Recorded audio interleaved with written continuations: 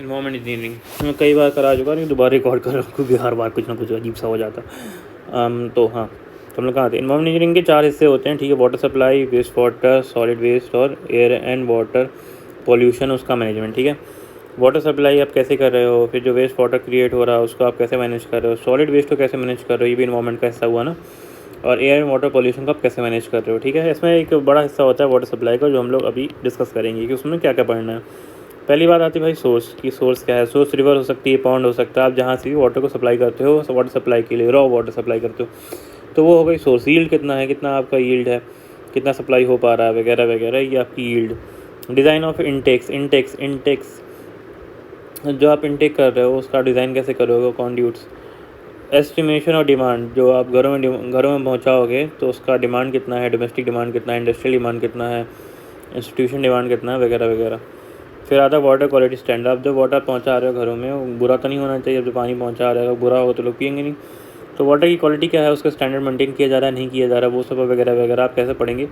क्या उसका वो होना चाहिए, उसमें जो TDS होना चाहिए। फिर आता है control of water borne disease. Water borne जो डिजीज़ हैं उसको कंट्रोल कैसे किया जाए, ठीक है। वाटर से कई सारी बीमारी होती हैं, कोलेरा होती है, टाइफाइड होती है, तो वो अगर लोगों को ना हो, अगर वाटर स्टेगनेंट हो गया तो वो खैर वो तो इसका हिस्सा नहीं है, लेकिन हाँ वाटर में बहुत सारी डिजीज़ होती हैं, तो उसका हम लोग फिर हम लोग आता है प्राइमरी या सेकेंडरी ट्रीटमेंट। उसको प्राइमरी ट्रीटमेंट क्या कर सकते हैं, जैसे क्लोरीन मिला दिया, उसका सेकेंडरी ट्रीटमेंट क्या कर सकते हैं, ठीक है। Detailing and maintenance of treatment unit. जो ट्रीटमेंट यूनिट आपने लगाई है, जो ट्रीटमेंट यूनिट आप लगाते हैं, जो कि कुछ ऐसी दिखती है, आप कभी एयरप्लेन से जाएंगे और ऊपर से नीचे देखेंगे तो आपको ट्रीटमेंट यूनिट दिखेगी, और ट्रीटमेंट यूनिट में जो वाटर को सप्लाई किया जाता है, गंदे वाटर को, और वहाँ से ट्रीटमेंट होकर साफ़ वाटर थोड़ा बहुत निकलता है, मतलब साफ़ वाटर निकलता है, उसको सप्लाई किया जाता है घरों में, ठीक है। फिर कन्वेंस ऑफ ट्रीटमेंट यूनिट तक जो वो पानी पहुँच रहा है, वो कन्वेंस कैसी हो रही, कितने रफ्तार से हो रही है वगैरह वगैरह, तो उसको भी स्टडी किया जाए। Conveyance and distribution of treated water.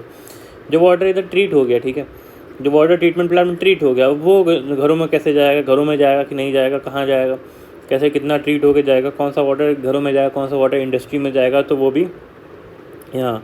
फिर लीकेज कंट्रोल। जो पाइप से पानी जा रहा है, पाइप से लोगों घरों तक जा रहा है, तो उसमें कहीं लीकेज नहीं हो रहा है, और अगर लीकेज हो रहा है तो उसको कंट्रोल कैसे किया जाए, कम से कम लीकेज हो ताकि मैक्सिमम वाटर की बचत हो और वाटर को सप्लाई किया जा सके। फिर आता है raw water supply. Raw water supply मतलब जो भी आप रिवर से आप पानी वानी निकाल रहे हो, आप पॉन्ड से निकाल रहे हो, ओशन से तो खैर पानी नहीं जाएगा, लेकिन रिवर और जो भी फ्रेश वाटर के सोर्सेज हैं, आप पानी निकाल के वो सेंड कर रहे हो, तो वो जो रॉ वाटर है उसकी सप्लाई कैसे हो रही है। फिर institution and industrial water supply.